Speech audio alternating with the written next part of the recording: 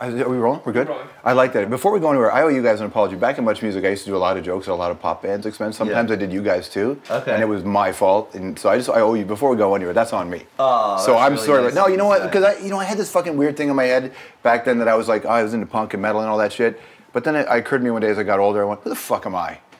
Who the fuck am I? I'm not the punk doesn't you know need what? me. But I know my point is, I'm apologizing just because I owe that to you, even though it doesn't, but I owe that to you. That actually means a lot to us. But you know what? I think we all have that in some way.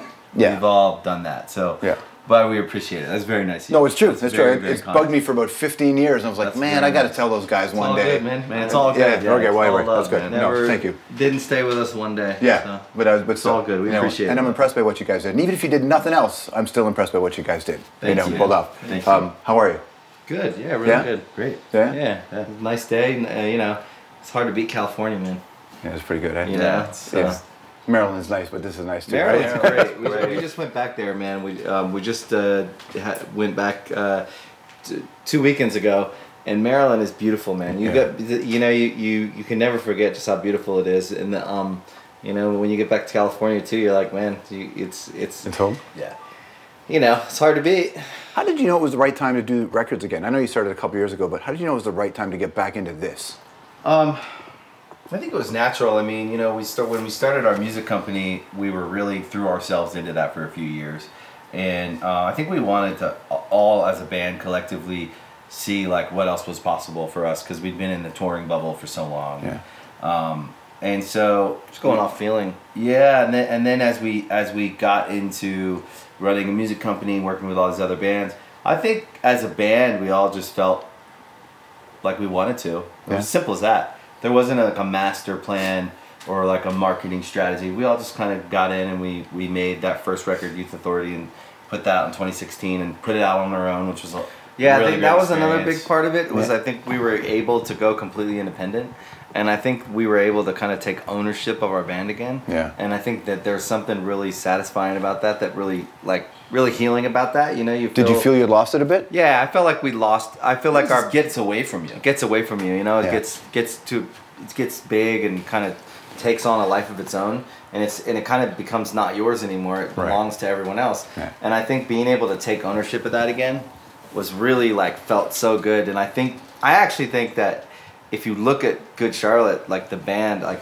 where we're at now, it's actually, I think, more closer to where we wanted it to be when we started it, and I think it's more genuine. I think you can feel it in the brand. I hear the sounds in Generation RX. I hear the sounds in it, and it sounds like, I think I read a quote from one of you guys saying that you wanted to find a backdoor into that feeling you had back then. Yeah. That's really hard to do. Tough, yeah. But I feel like I hear it in this, and I feel like, especially in the sounds, it just sounds like a record that was fun to make. Yeah, it was really fun to make, and I think we finally we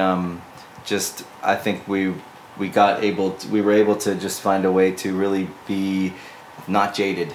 Because it's tough as you get older, you grow in life, you get a little jaded. Stop believing things. You stop believing things are real. Yeah, things are real. Behind the scenes, it's almost like I talk to some friends of mine who are actors or directors, and they watch movies. They're like, the magic's not there for me like it is for you, because I can see the shot. Yeah. And it's the same with record making, because you're kind of like, I can hear the record being made. But I think fans have a real way of feeling if something's, because I said this the other day. I actually think that our fans really just want us to be honest. I think if you go even back, if they're saying they want a certain thing from us, genuinely, I think without even knowing it, I think fans just want you to be honest. if you go back, I mean, I don't know how often you reflect, but if you go back to even the early lyrics of your band, it was so fucking raw. It's very honest. Shit that you did, I didn't even hear in the production. At that point, you heard a song on the radio. But when if you just read the lyrics, you're like, there's a lot of real deep stuff happening with you there. Yeah, and I think we were you got to remember when we got a record deal, we had never even been on a plane before. And how old are you? We were 19, yeah. 20. So I mean that was 18 years ago. Our first record came out. We had a lot of catching up to do. We were went out into the world, and then we got kind of a lot to learn. We got hit kind of hard. We got slapped a little bit, and we were kind of we kind of the concept that it wasn't cool to try hard. We weren't aware of. And it wasn't, and we got slapped pretty hard, I think, when we came out. And it's hard not to get jaded through that, but then you kind of find, I think, as you grow, as you get older, and you know, I think you mature a little bit, you find your eat you alive, dude. And it does. People love to spit them out. Oh, it will take everything from you and leave you. But you guys seem to figure it out. Well, yeah, I think we're survivors, man. You know, I think. Is this so good? Are we still rolling? Yeah. Okay, cool. So you felt like, so you got slapped back a bit. But what I respected from you guys, and I learned this a lot in retrospect, was you didn't have money. Yeah. Your pops left, all that shit. My dad left too. So it's all the same shit. But then you were like, let's go get paid. Yeah. And I think at the time, nobody wanted to respect that. But now it's like, oh, fuck, you guys did it right. Which is figure out, because you were honest, but you got paid. I don't know it's what's like wrong. encouraging people to be entrepreneurial is a weird thing, because when you look at it that way, now if a kid was going out and you're like, hey, this is my business, I started cutting grass, and now I have now I have a landscaping empire. Yeah. You'd be like, that's cool. Dude, Warped Tour was like NASCAR. Everybody had a branded T-shirt. It was a million different things. Yeah. And I think like what we learned early on. I think what we learned to embrace about ourselves is I think that we're naturally entrepreneurial, and I think we've always been interested in trying to create value and trying to create things of value and create opportunity for ourselves, for other people. I just think it's just how our brains work, are always trying to find a way to make things better, to figure it out, you know? And so I think that has been a part of our survival in a very tough business. I think like the reason we are able to survive. I think part of our survival in life though too, because you got to remember, we didn't have a fallback, or we didn't have like, you know, like a rich uncle or something that was like zero. You know, was like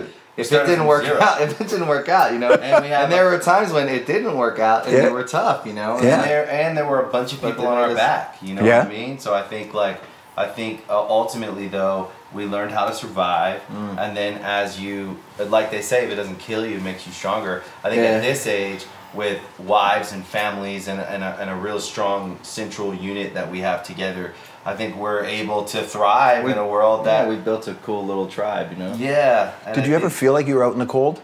Like after, of course, for sure. Oh, of course, you know, and you know, because there is no one to turn to, you know, except for each other. Right. And a few times, I have to say though, when I see young kids that are at that age where we were being entrepreneurial, I love it, man. Yeah.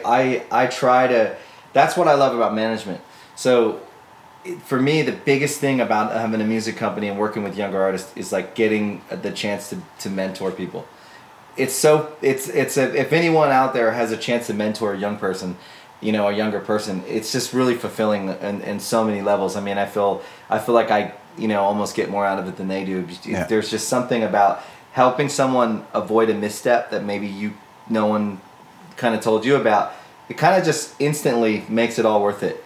You were doing, even with young kids, because I remember what really impressed me was DC Flag. Like when you started bringing like G's in and using you guys had a lot of power and a lot of audience, and the young kids were starting to get introduced to these fucking G's again.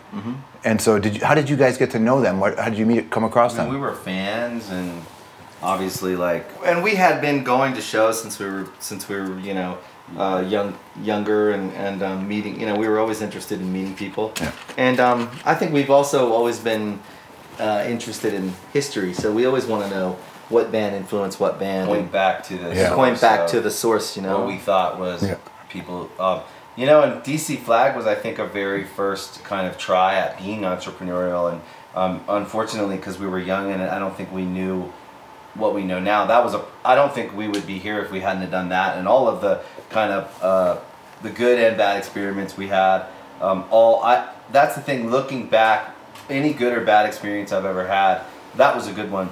But certainly in the music business, there are going to be people who take advantage of you, and along the way, you have lots of little scars and you know, good and bad experiences to draw on. For me, now I look back at it as a grown man and go, man, I'm glad all that happened, because I'm grounded and I'm calm in what we do now, and I understand like the process of everything. And the cool thing about it is, I mean, I think what we're doing now is unequivocally the most, you know, the greatest thing we've done. You know, MDDN is the most successful venture we've ever had.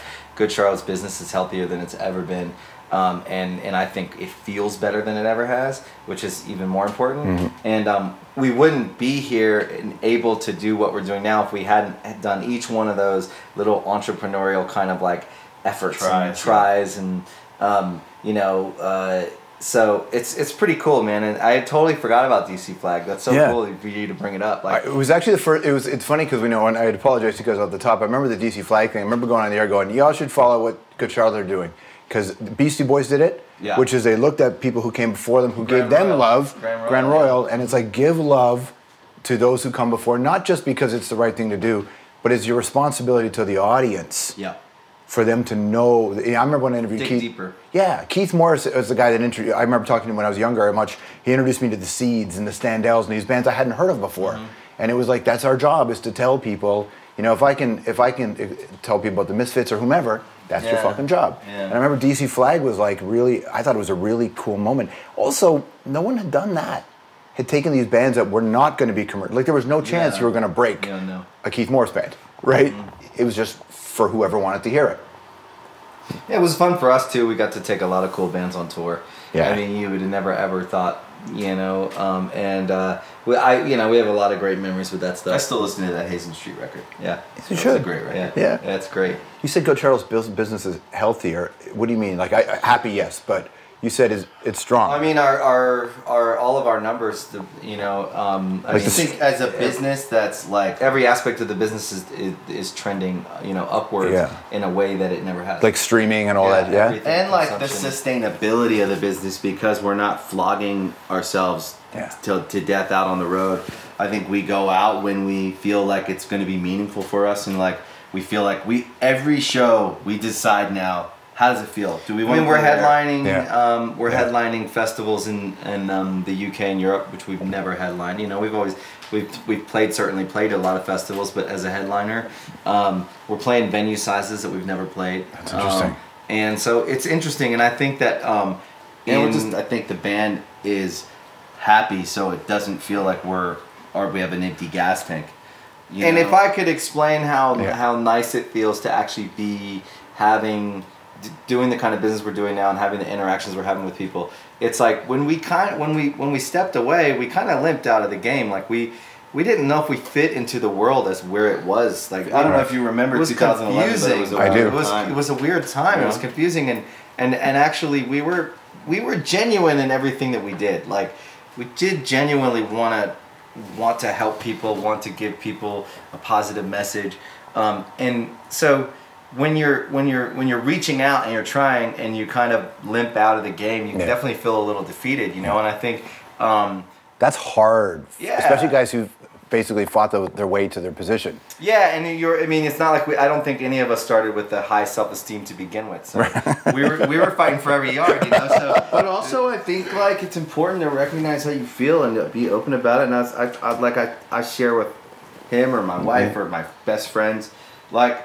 It's okay to go like, where do I fit in? Am I, you know, if you're feeling old and washed up and like feeling like unuseful and feeling like ineffective and unproductive, and you kind of think it's a bad feeling. I think it's normal for everyone to go into life and you hit like I'm about to turn 40.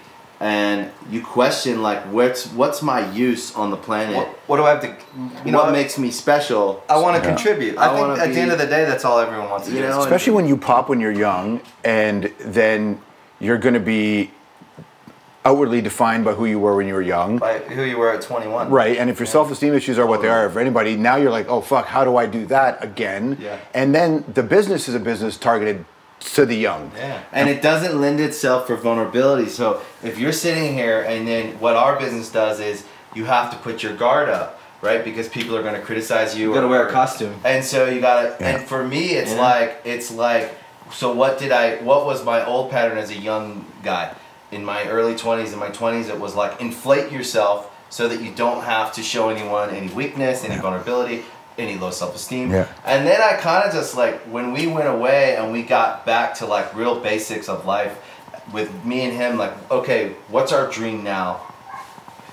And at the time, I didn't even think Good Charlotte was a part of the dream. I left it behind, really? And I was like, I'm never doing it again. Yeah, he said he was never doing it. And I said to people, I would say to people, I used to be in a band. Like I would literally say that, because I rejected the notion of the whole thing, and I was like, let's start this company and let's just work and help other people, you know? Let's like find things that we're interested in and like do something productive. And we start doing that and building a little momentum there. And then the Good Charlotte idea comes back to us because I think we got our confidence back in just being ourselves, being okay with criticism, being okay with anything, and kind of just like that. That's kind of where I got to in my life. Obviously, kids are a big part of that. I think we had a moment too where we look back at those little kids who we were, because we were such little kids, like so green, and we were like, I like those guys, man. Like I'm proud of those guys. I want to, you know, I don't want to hide that whole thing. You know? And I think we just kind of integrated it all together at this point where we were like, let's make another record. Let's go play some shows. We don't have to overdo it. Let's just be ourselves. Let's just be ourselves, and like, let's be okay with that. And like, and let's also set the example for the younger artists that we work with on how to do business, how to treat people. Yeah. You know, how you tour around, you know, this globe. And well, you would have seen the good and the bad, right? Saw it all. Yeah, we saw it all. And you know what? One thing that kept our band through all the ups and downs was we made a lot of friends out there, because people were always really important to us. People were always the most important thing to us. And we have a lot of people rooting for us. And no matter what in our career, I can say that we never compromised our principles in like how we treated people. I remember the Simple Plan guys always talking big love for you guys. Great guys. Real big guys. Same with those guys too, man. They treat people really well. They treat people nicely, and I think you know, everybody needs to be humbled sometimes, and we've certainly had our moments where we had to be humbled. And humility, I think, is like an interesting thing, because now I love humility. Humility keeps me honest, you know, and so it's very hard. I'd say like at this age. And certainly, like I always say, my family, you know, kids will make you real honest, and they'll. But like for me, it's very hard to offend me. You can't really offend me these days. I'm the same as you now. Because everyone deserves, and I believe this, and even with what you said earlier, I deserve that everybody deserves to have their experience and to make their mistakes, or to say things that they can take back. Yeah. Like I believe that people deserve the space to be like, I didn't know what I was thinking there. Or mistake. That's just human, man. Well, no, listen, I think you're absolutely right. And when I said that to you guys, it wasn't because I don't ever need you guys to make me feel better, because I kind of look at my own life and go, no, I'm living my choices. Absolutely. I'm cool with my choices. I don't like all my choices, but I also don't beat the shit out of myself for what I did when I was 24, right? Because I'm 45 now. But I figured out to me that I'm closer to what I was when I'm 18 now, and I think humility is a big part of it, because when you're young, you know how to put on a show, but you kind of know who you were at night.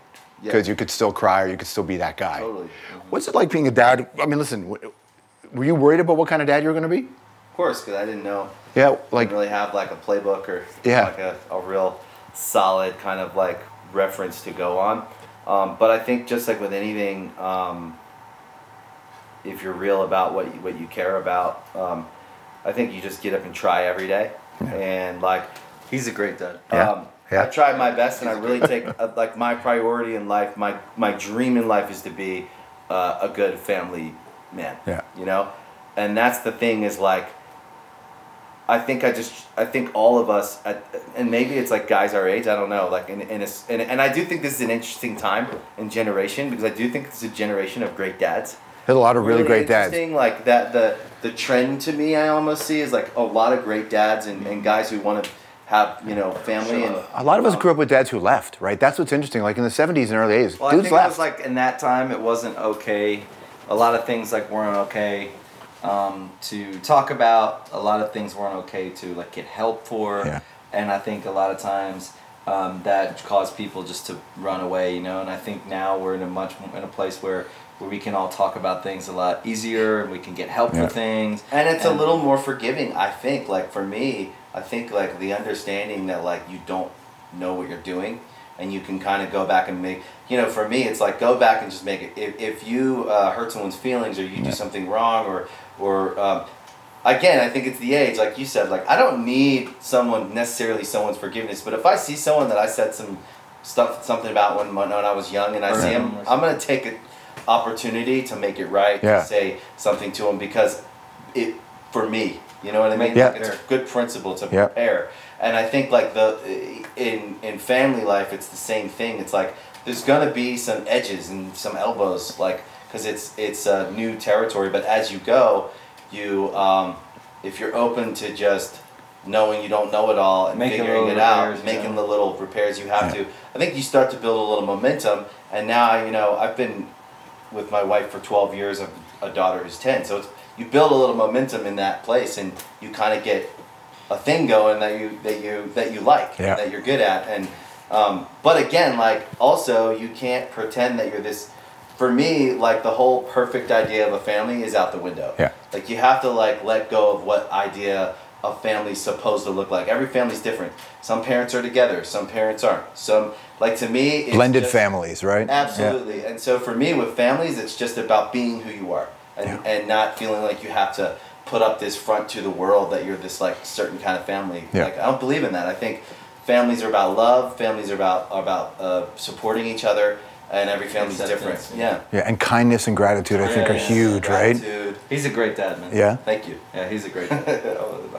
Sometimes. Are you learning from him? Are you watching him? Oh, absolutely. Do you ever see him try to dad you? See, I'm lucky because I've got both of my brothers are dads. Yeah. You know? And they're both just, you know, I think the number one thing is like they just really show up.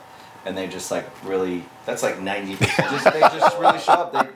They show up and they make it the number one priority. Yeah. You know, so and I think, you know, with Good Charlotte, that has affected all the guys. Now everyone's married, and everyone has families, and everyone's families are number one priority. So when we go back to the business, it's kind of just it puts everything in perspective. It makes everything easier. It's like lighter. Yeah. It's like what's the right thing to do here? Oh yeah, let's do this. This feels good. This doesn't feel good. You know, and like kind of I see the business just. I feel that the band's more genuine than we've ever been since we started. You know, I feel like it's also as a dad, you know, you just show up and you go, we'll figure it out. Don't worry, it'll be okay. Yeah. Like that's the whole MO all the time. Yeah. We'll figure it out. Don't worry, it'll be okay. Same with the band. And same with the band. It's like we're all like, yeah, we'll figure it out. And you know, music, especially music, in the music business, what I've learned is like, it's really there's just momentum is a big part of it. Yeah. And you know, I think musicians, sometimes we all have a bit of a hard time stopping and starting stuff, you know? And I think what you're saying is like, when you bring that kind of ethic to the band, it's kind of like, we'll figure it out. Let's just keep going forward. What's the, you know? You know, you're older, you're wiser, that's good. Wisdom often brings history and baggage. When you're younger, and especially when you're broke, desperation can be a really good thing, and when you're older, desperation can be a bad thing. So how do you require that kind of desperation? Do you require a hunger in a different way, like to do what you do now? For the drive. Yeah. Yeah, one thing I think we're very lucky about with the two of us is, for some reason, our drive has never, we've never lost it. I can't explain it. And I think that there was definitely kind of the idea of like running for being poor again. Yeah. You know, but we don't have that anymore. That's so far in the rear view. I think it's about what can we do that's worth anything. That's special. That's special. Because so now it's really, there's this drive to do something that's going to, when it's all said and done, you know, what are people going to remember you for? Like, it's going to be kind of like whatever difference you made in their lives. Yeah. Not really, think that, you know, like, I think that's how, you know, I think we have a drive for that. I also think that, like, we'll always kind of wrestle with our own sense of value. So I think we're always trying to do valuable things. Like, we're always trying to feel valuable. And I think that if I'm honest about how I feel, like, that's probably my biggest, like, through line in my experience is yes, we were running from being poor early on, but at some point when money kind of, when you realize that's not the thing, that's actually a sense of value. Yeah. Then I think, like, I'm very aware of it now, even though I think I'm better now at this age and kind of going, I feel better about myself than I did when I was younger. I still have a deep need to feel valuable. Where does that come from? What do you think? I think when you're young, low self-esteem. Yeah. I think not being valued, to feel not valuable, being made to feel like you're not. Well, your first songs were very much about that, right? Yeah, very much about that. I think that our early childhood stuff, man, it's like everyone. I think early childhood stuff. It molds you. it molds you into who you are. And then you spend the rest of your life trying to sort it out and make the repairs that you can.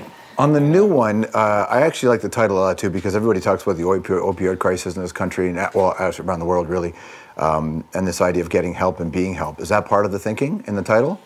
Yeah, well, I think it is posing a question. Yeah. It is like Generation RX, when you just that state that has a feeling to it, and it's almost kind of like, what generation is it? It's kind of everyone. It's everyone alive it's right not now. Really just these, it's not really just this young ages. I don't think any of us were aware of the opioid crisis is a good physical example of, to me, the bigger thing of like the pain and just the natural process of being a human and figuring out your emotional well-being, your mental health. All that is like a real thing that all of us have a relationship with, that we have to deal with. It's just who's dealing with it and what are they doing, and then who's not dealing with it and what are they doing. And I'm interested in like all the ways we can distract ourselves. And opioids are a good example of killing pain. There's a ton of stuff we can lose ourselves in instead of facing. We do this all day.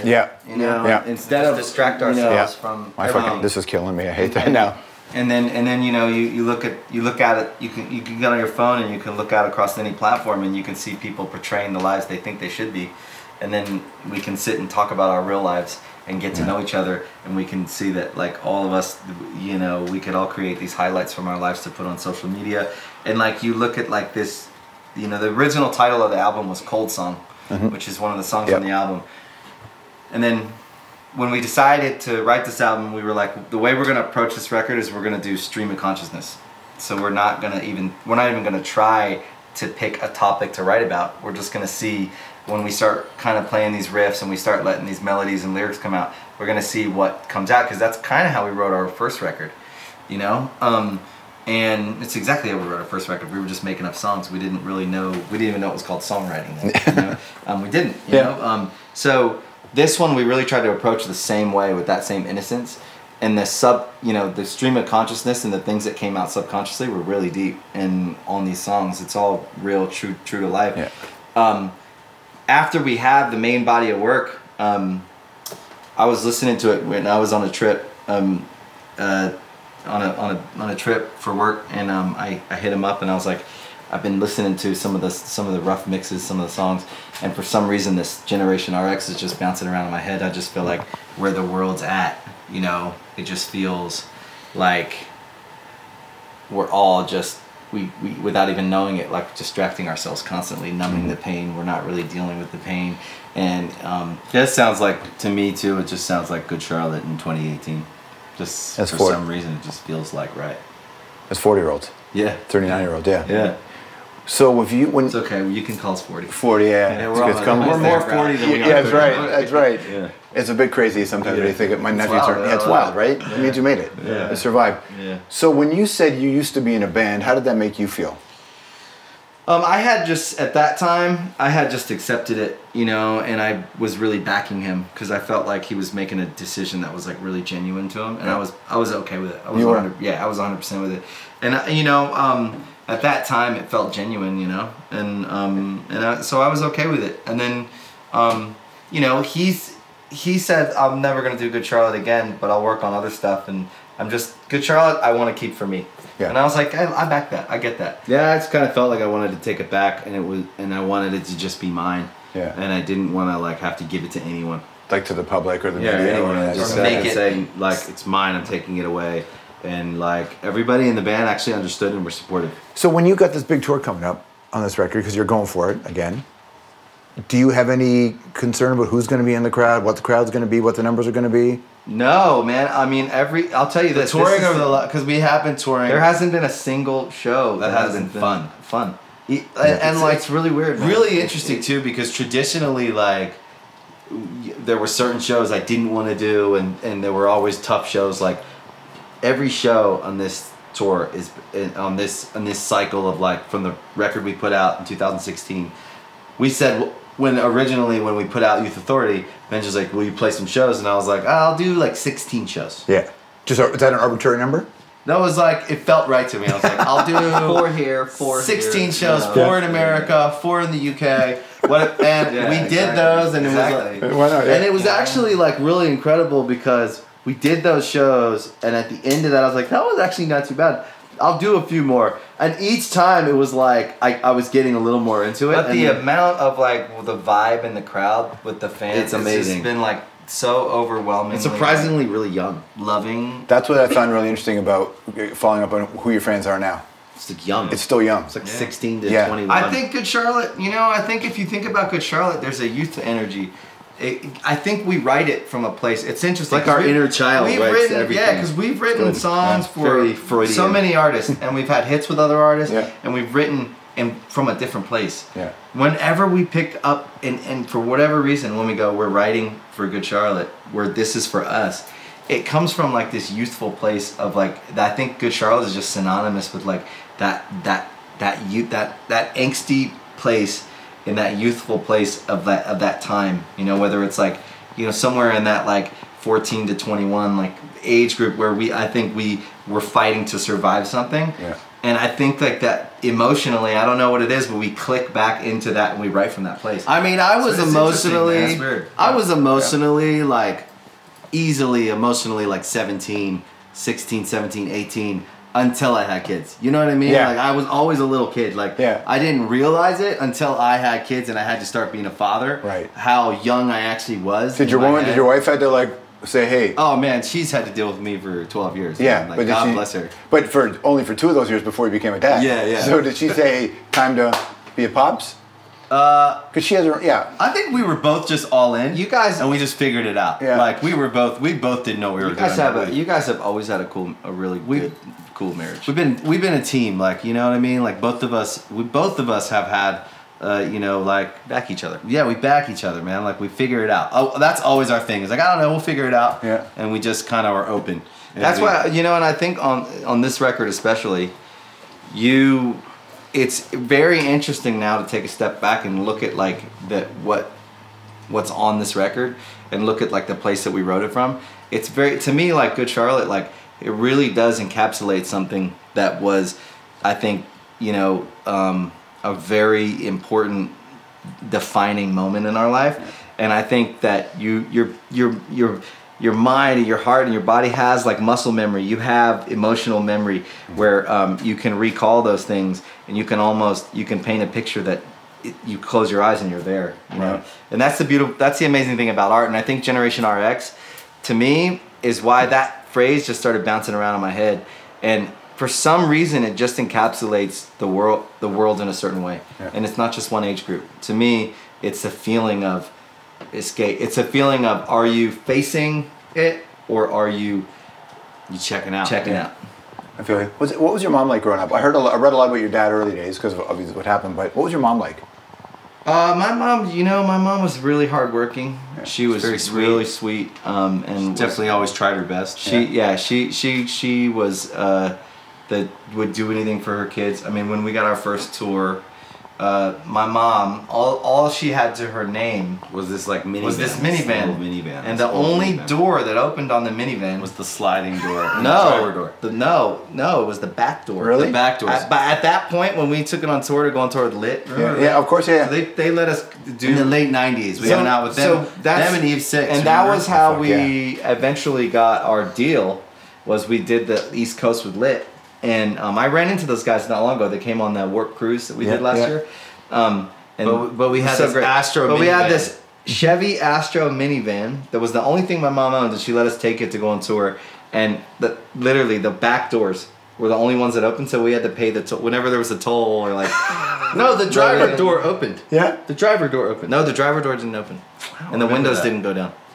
They would only go down. It was beat up. You have to hop out the back and get in. Yeah, we had to hop out the back and run around. But this is it, right? It's the only thing. You remember that? I remember the trouble. I remember how hard it was to get around that van. So the only thing she had. That was the only thing she had. She gave us, to go. She was. Look, my mom would give us anything she had. Yeah. And it's been a blessing to be able to give back to her because she definitely. Well, and you know what? If you read those early interviews, man, like the biggest thing we wanted, I think one of the real big drivers for us was we wanted to buy our mom a house, and we wanted to get her, you know, a nice, out of the, we wanted to get her out of the situation she was in, you know, and that was a huge driver for us. I remember my mom just working a lot of jobs. A lot of shitty jobs and just like doing whatever she could. You know, I mean, she was cleaning toilets and changing elderly people's diapers, man. You know, like honestly, true. Your fucking jobs with dignity. Yeah. Real dignity, providing dignity for others. Yeah, and that's what that's one thing that's who she is, and I think she also you know was teaching us to have dignity too. Have good manners. She was always big on manners. You know. So I gotta say, like, that was. I think we got a lot of great redeeming qualities from our upbringing. I mean, even, you know, my dad was a really hardworking guy. Yeah. I mean, did one of you guys call him like when you were 19? Is that actually still the last time you spoke to him? No, we've reconnected. Yeah. I mean, he's a good, hardworking dude, and I think when I think back to being kids, me and my brothers and sister all have like really good work ethic. Yeah. You know, and we've never stopped. You know, and I think that we all have do like really honest work, and I'm proud of that. You know what I mean? When you look around at the world, and I think that you know, when you look at also too, I think when we talk about being parents or we talk about family situations, everybody's kind of just doing the best they can. And if you think about it, I don't know how old your pop is. When my dad left, he was 26, 27. I can't be mad at a guy who was 26. Yeah, like fucking 26. As a dad, you look at other dads and you understand. I kind of see what he did there. Yeah. I understand the feeling. I understand being scared. I understand wanting to run sometimes. Yeah. And I think that ultimately, like, we're all, like, it's by grace, I think, that we're in the situations we're in. Mm-hmm. So I understand, you know. It's always more complicated, too. It's always more complicated than it looks. And so I don't judge anyone for their life decisions. Ultimately, like, I think, like, everyone deserves the right to make mistakes. Everyone deserves the right to get back up. That's right. And our job is to walk people home. And the people that we need to remove are the ones who hurt people. Yeah. Right. And that's a different category for me. Yeah. But people just trying their best, trying to figure it out. I always believe that I'm only sitting where I am because of grace. Yeah. I didn't know that I was gonna meet a girl and that would work for 12 years. Like, it's not some genius plan that I had. Do you know what I mean? Yeah. Like, I believe that it's just like a lot of grace, a lot of grace. Well, there's charities too with the group of you guys. Like, you do stuff. Yeah, we try. It's a big part of what you do, right? We try, man. Yeah. I mean, we look. Ultimately, we just feel really grateful, and we just try to look for opportunities where we can do something positive to make a difference. You know, I am always blown away when I look out into the world, whether it's on television, on social media, or everyday life, and I see someone react to something really ugly with compassion. It's amazing, isn't it? I'm always blown away. That to me, I'm so inspired by that when I see someone who is kind, someone who's smaller looking up at someone who's bigger, and having compassion. It's a strange time, you know, really because politically, culturally, we're in a real reckoning, and it's good and bad. I mean, the Me Too part is great. The political reckoning is fucking weird and horrible sometimes, and it's hard for people to react with grace and compassion right now. People feel targeted. It's ugly. It's ugly, man. It's ugly. I think all of us are just watching, going, you know, it's hard to watch. It's hard to watch, but you know, I'm always inspired by compassion, like big time. And it reminds me of my own life. You know, just if you remember to try and have compassion for people, man, it definitely goes a long way. You know, this Me Too thing is really important, and it hasn't really walked through the music business completely yet, and I imagine that time will come. You guys have been on the road an awful long time. What do you think of what's happening now, like, and the reactions and where we're at? I think that I believe that everyone deserves the right to be heard, mm-hmm. And so, like, I don't think it's bad. I think it's good. I think it's voices. Everyone deserves to have their voice and deserves to. So for me, I haven't certainly like.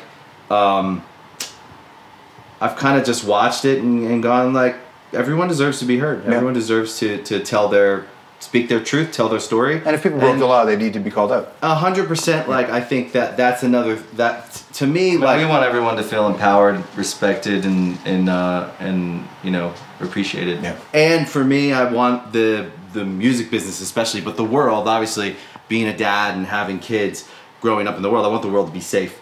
So I want people to feel like think twice about hurting each other, you know. But in the music business especially, I want it to be safe. I want it to be a place where people can go to shows, can work in the business, can on all sides of the business. I would love for it to be completely safe. Well, and it hasn't been. So ultimately, like, this is I think having you know, a wife, and I think, you know, certainly having a family. You want it gives you a perspective on the world of how you want that world to feel for your daughter, for your wife, for your son, for, you know, for everyone. And I think that that's a really good perspective to have. And, you know, anything we can do to encourage that, we you know. As management too, though, it's not just artists, how you, like management, you have to process a lot of this and deal with this. Have you had to come across any of this stuff? No, we've been fortunate enough to have a world of, in our immediate world, like, it's been, it feels like we haven't dealt with it at all. Obviously, we know. But we only. I mean, the stories that have touched my lives has only been the ones that I've read about. Maybe you know a band or maybe whatever. But like ultimately, like I think everyone deserves to speak up, and we encourage it. And for us, like we are trying to build a culture that's safe and that's you know people feel empowered. And I think it's heading that way. I really do. I really do think that it's heading in a good direction, because I think that ultimately there was just no accountability ever, especially you know in the music business and in entertainment. There's just no accountability, because the bigger someone got, the more powerful they got, obviously. And the more people swept shit under the rug. Yeah. And I think that ultimately, like, it's just about like being accountable to each other. You know. So what happens with Good Charlotte next after the tour? Like, have you got a bunch of songs that didn't get put on the record? No, we literally put it all out there. It's all on. Yeah, I mean, no, there was like 2 or 3 songs, didn't fit. but we didn't even finish them. On this one, we could feel what was right, and we didn't. It wasn't. We weren't over A&Ring this record. We didn't want to actually control it that much. We really wanted it to be just really genuine snapshot of like where we were at right now, just in what we were kind of emotionally putting out there. So. I think, to be honest with you, we're gonna do this tour, which is the biggest tour we've done in a while, in quite a few years, and we're gonna do a tour in Europe and the UK, and we're gonna go around the rest of the world. I would, you know, I think like we're gonna see, you know, how we feel at the end of this record, but I could see us making another record. Do you have any anxiety about the tour? Nerves to go and charge it like this again? Maybe just the length of the U.S. tour is probably the longest one we've done in a while. It's longer than we've done in a while, but I think it's going to be fun. Like we said, the love that's an appreciation that's been shared between us and our fans since we came back. There has literally not been one show that just didn't feel like, great. Like a love fest, you know? It's so great to see you guys. Thanks for your time, man. Thank you, man. Really appreciate it. Thank you. Thank you so much. Appreciate it. Thank you. It's great.